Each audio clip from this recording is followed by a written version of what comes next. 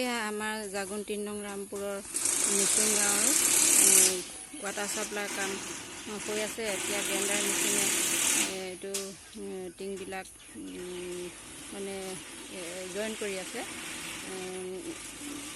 ইতিমধ্যে আজি 4টা মাহে হ'ল। 4 মাহত ইমানখিনি কাম সফল হৈছে বুলি ধৰক।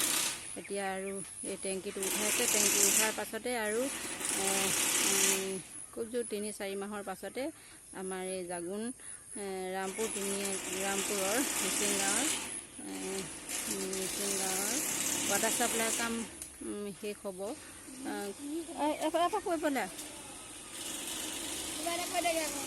তোকে মাতিছোঁ বাবু এইটো এইফালে সেইটো জাগুনলৈ যাব পাৰি আৰু এইফালে এইটো এই 6 মাইল পাবগৈ এনেকৈ। তাৰপিছত লামা তিনিআলি হৈ এইফালে সোমাই আহিব লাগিব।